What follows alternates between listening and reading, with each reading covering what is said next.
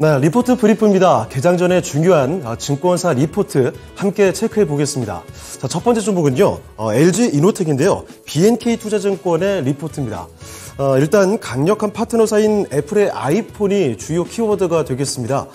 소비 경기가 부진함에도 불구하고 아이폰의 올해 판매 성장이 예상이 된다는 건데요.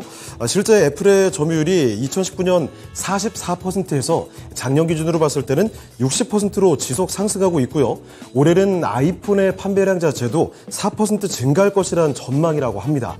그리고 또 한 가지, 카메라 스펙의 고도화 경쟁이 치열해지고 있다라는 건데요. 요새 동영상 촬영과 편집이 스마트폰의 주요 기능 역할을 하고 있기 때문입니다. 올 하반기는 아이폰 제품에 고배율 광학줌을 지원하는 폴디드 줌 망원 카메라가 모듈이 탑재가 되는데 이로 인해서 ASP 평균 판매 단가 상승이 나타날 것이고 실적 성장이 기대된다라는 분석이었습니다. 자, 그래서 목표 주가는요 39만 원으로 신규 제시했습니다. 네, 두 번째 종목 보겠습니다. 두 번째 종목은 현대로템인데요. KB증권에서 나온 리포트입니다. 현대로템의 수익 추정의 핵심이 바로 익히 알려진 K2전차, 바로 이 K2전자의 수출입니다. KB증권에서 현대로템의 공시 자료들을 분석을 했습니다. 그러니까 3분기와 4분기의 수출 금액, 그리고 또 국내 방산 매출의 영업이익률 평균 등을 감안해서 K2전차의 수출 영업이익률을 추정을 해봤다고 하는데요. 이게 27.5%로 수익선이 더 높게 추정이 됐다는 거죠. 자, 게다가 지난 3월에 이 폴란드의 K2전차 5대를 일단 조기 납품을 했고요.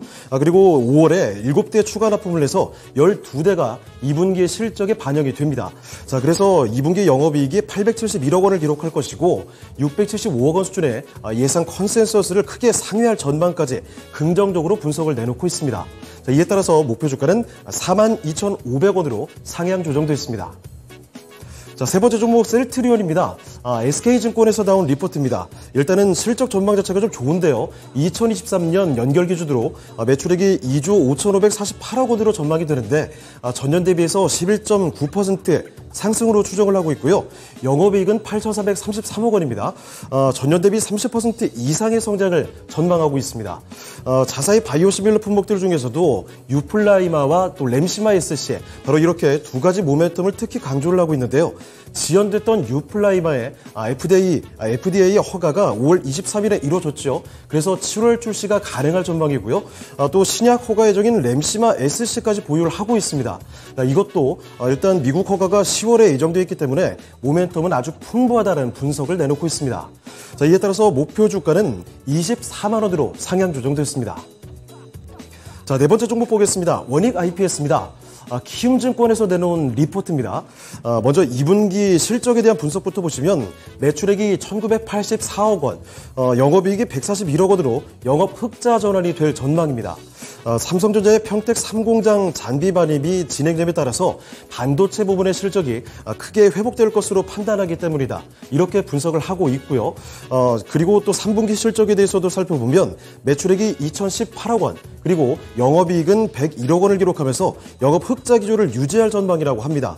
다만 시장 컨센서스에 비해서는 하회할 것으로 예상된다라는 점을 지적을 했는데 거듭된 수요 전망치 하향 조정에 따라서 이 고객들의 캐펙스 추가 조정 영향이 바로 반영될 것으로 판단하기 때문이다. 이렇게 밝히고 있습니다. 자, 하지만 원익 IPS의 중장기 성장성을 감안할 때는 밸류에이션 자체는 여전히 매력적이다. 이런 분석과 함께 중장기적 비중 확대 전략은 유효하다는 평을 내놨습니다. 목표 주가는요, 유지했습니다. 42,000원으로 제시했습니다. 자, 다섯 번째 종목 보겠습니다. 다섯 번째 종목은 TS인데요. 신한투자증권의 리포트입니다. 일단 1분기 실적을 돌아보게 되면 영업 적자 66억 원을 기록했습니다. 중국향 수출이 감소가 되고 또 경쟁은 확대가 됐고요. 반도체 수요 둔화에 따른 그런 영향으로 볼 수가 있는데 그래서 성장을 예상하기는 쉽지 않은 구간이다. 이렇게 어려운 상황을 먼저 밝혔습니다.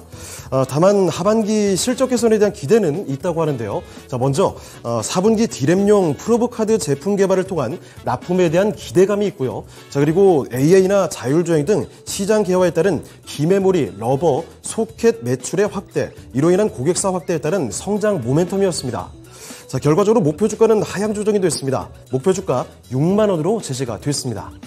자, 이렇게 5가지 리포트 살펴봤습니다. 리포트 브리프였습니다.